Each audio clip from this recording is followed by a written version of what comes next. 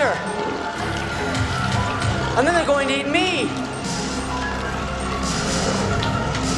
Oh my God! Ladies and gentlemen, today we are going to check out this movie on the power of goodness of fasting. I'm hungry enough to eat a horse. I've been fasting for 2 days. What's for breakfast? Nothing. Troll 2 was directed by Claudio Fragasso from a script he and his wife wrote in English. Even though Mr. Fragasso's English is kinda like this. It's the other side, what's the movie? It's them problem, not my problem. I don't understand. The actors suggested fixing a few bits, but the director firmly rejected all ideas like that without a second thought. Claudio, we really think this will work better. This is how American teenagers talk. You're making a mistake, Grandpa. You said they can. You should have said they could. Or what kind of fairy tale is it? And he said, I know how American teenagers talk. This is how American teenagers talk. Yeah, so sometimes dialogues can trigger serious face palms from those native English speakers. We need time for some things to happen. It all started with a sweet tale about this 30-year-old boy named Peter. Peter was a courageous boy. But despite all his bravery, the lad got scared of these little helpless funny dudes. Who were they, Grandpa? Haughty creatures, goblins. What did they want with him? What did Peter do to the goblins? But let me go on, please. Don't tell me they ate him, Grandpa. That's exactly what happened. Those fun party creatures didn't concern Peter at all. After a failed flip knocked him out, it was this cute girl who brought him to reality. A goblin? A goblin! Why, Leo? She's at least 6 out of 10. I bet it was a goblin in disguise. Back then there were no those fancy Instagram filters, so girls had to fake it with a drawn-on freckles. But without makeup, yeah, she's really not that cute anymore. She appeared to him as she really was. Horrible and mocking. Half man. What are you doing still up, Josh? I bet it was a goblin in disguise. Grandpa Seth was telling me to stop. The mom doesn't like that Grandpa's ghost is trying to turn her son into a transphobe. Nah, she's not happy that Joshua still remembers his grandpa. Grandpa Seth has been gone for more than 6 months now. You must banish him from your mind. But he's so real. That's enough. Taking Joshua to a specialist could help. But instead, the father decides to break free from the noisy city and go to the countryside for a month or 2. Yeah, it'll end. This trip will make him forget about your father. We'll be living like our ancestors did. Yeah, we'll be peasants and farmers, just like people did a century ago. No. Now, fixing Joshua's head during the trip is one thing, but we can also save Elliot from Holly's occasional beatings. I have to release my lowest instincts with the woman. Release your instincts in the bathroom. If my father discovers you here, he'd cut off your little nuts and eat them. It is not like Elliot's nuts are super delicious or anything. It's just the Holly's parents hate the guy because he dares to have friends. What's wrong with having friends? Nothing, if you want to remain a virgin for life. And instead of ditching this toxic witch, Elliot sticks to the basics of any successful relationship: lying.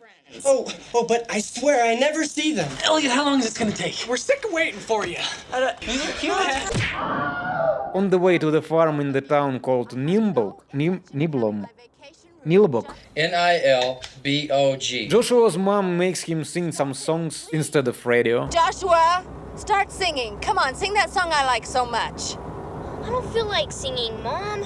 Just sing. Yeah, the whole family acts like a radio, but each one sings their favorite bit of the song. Merrily, merrily, merrily, life is but a dream. Merrily, merrily, merrily, merrily, life is but a dream. Life is but a dream. Gently down the stream. So in the middle of all that noise, the waits keep going to the farm. Sending all annoying hitchhikers to go fuck themselves, cause people are sick of them standing on the roadside. In Joshua's dreams, there are these fun party creatures. Speaking of eating, do you want some, Joshua? And Elliot also heads to Nilbog. And like a true future 40-year-old virgin, he made his dumb friends go with him by what? By telling lies, of course. Are you sure it's full of beautiful girls, Elliot? Lots of them, free and unattached. Yeah! Although in reality, there are no girls in the town, or anyone else for that matter. It's normal. This is a farming community. Remember, at this time of night, everybody goes to sleep. On the farm, the Waits found a table set up like a dream. Typical country hospitality. I'm getting the feeling this dude doesn't know much about country living, bruh. They won't touch the food until Joshua has another chat with his dead grandpa. Don't let them eat, Joshua.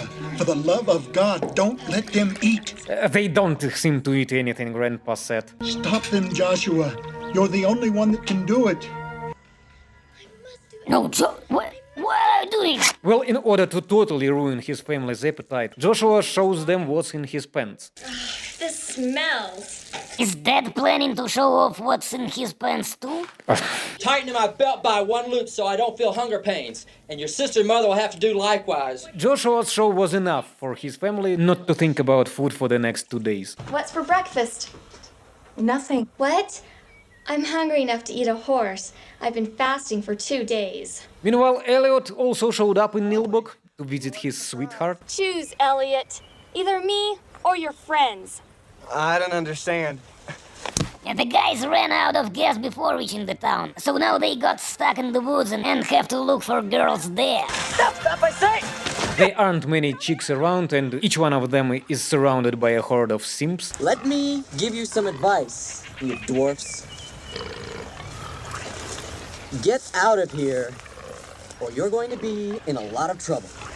And remember... Well, dwarves or not, but these dudes definitely nailed throwing spears right in holes in t-shirts. So now they are all running around the woods, and eventually, Arnold's new best friend, Nameless, takes him to church.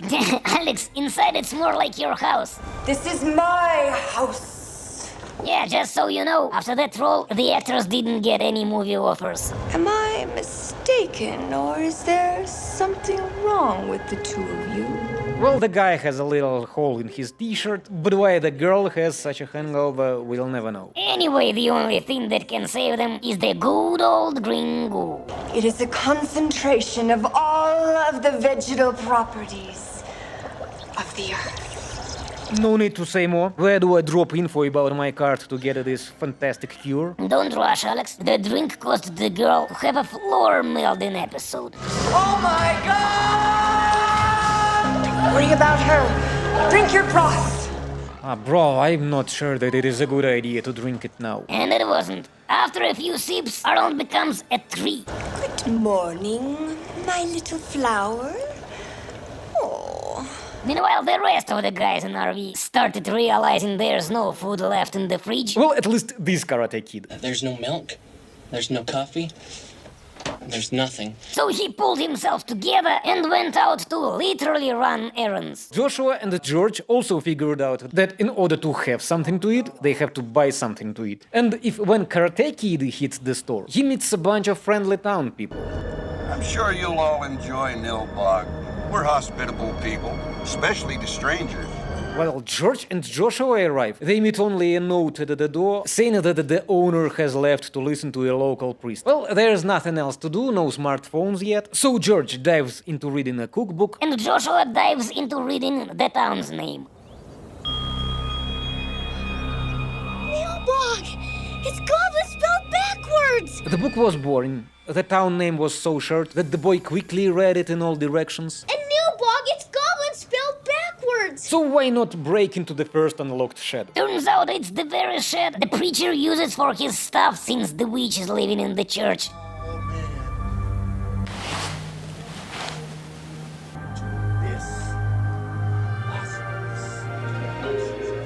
What's he saying? Could you please move aboard a bit? It's hard to hear. Decaying, stinking, disgusting meat. Hamburgers. Steaks. The steak sausages. And hot dogs. Sold by the side of the road. Looks like he's totally against getting food at gas stations. And gas station food is not the only thing the folks in town don't like. They don't like food in general. Eggs. Bacon. Are you crazy, boy? People here eat only spoiled milk. There's just a lot of milk, but it's all like this. This preaching made Joshua face palm so hard that even his own hand wasn't enough. And to get him to the hunger of religion, the preacher thought to show him firsthand what happens with the burger obsession. Don't tell me he makes him watch Steven Seagal's movies. How else do you suggest turn people against fast food? Help, Grandpa Seth!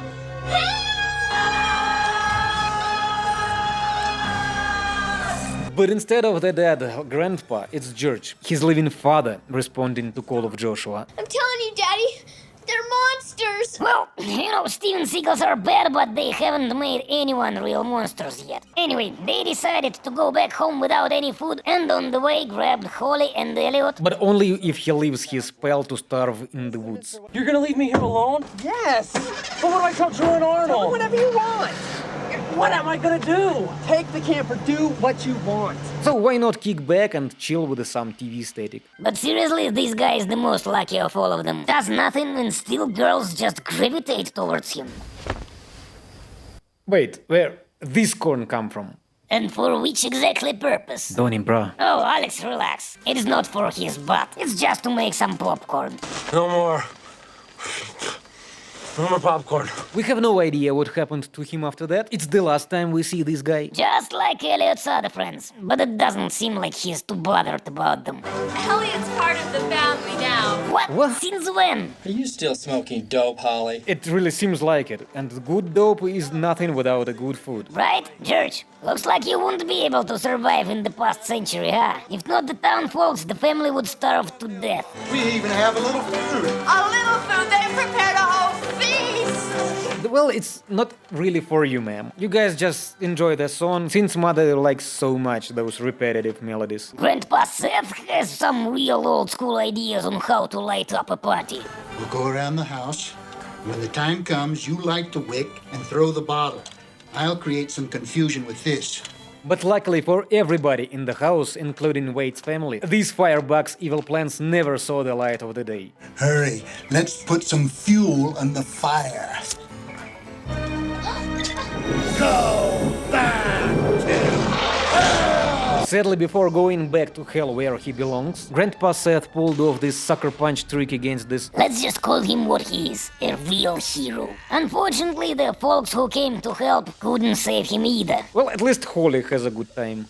He was one of us, and you killed him. Now it's your turn. Whoa, whoa, whoa, whoa, whoa, whoa. Easy, pal. George has nothing to do with that. Address your questions to Grandpa Seth and this little troublemaker, bro. Quick, in the house! Hey, where are you rushing to? They gotta call cops and stuff. The sheriff is already there. That's just a food delivery guy. There's sandwiches for tonight in here. I'm seriously vibing with the hospitality of these town folks. When the Wade's lights went out, these legends stepped in and did the best they could to light up the house. Even though the family themselves could only to figure out how to light up one table. And even that is a mess. Forgot to close windows, so now all candles are blown out. We have only 10 minutes. When that clock starts striking 6, I'll disappear. And now it is forever. In the glow of car headlights, Grandpa Seth pops out of hell and teleports Joshua to the witches' places in the church. Their boy immediately gets attacked by a goblin. All you hear is smells like shit everywhere.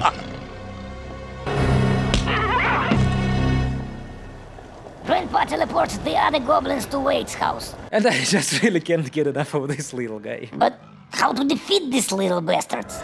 Remember, it's only the power of goodness that can defeat the goblins. And since there is no goodness in Grandpa Seth, he heads back to hell.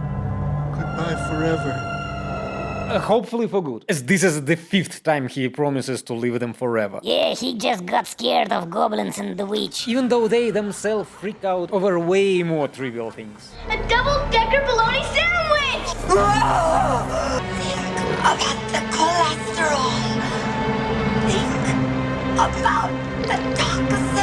When the family hear the sandwich hit the floor, they immediately run in because at that point they've been starving for 3 days. But there are also a bunch of monsters standing still in the room, so it's time for good old contactless bullshit fight. Quick, help me! Put your hands on the stone and concentrate! Concentrate!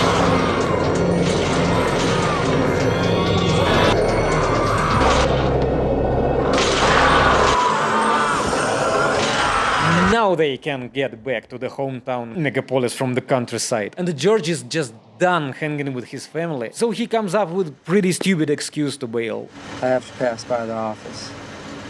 I need to go home for a while. I'll come with you. As a result, only Josh and his mom are left at the home. And the goblins, Alex. It turns out contactless bullshido and the power of goodness weren't that effective against them. They're hitting my mom. Do you want some, Joshua? Oh my god!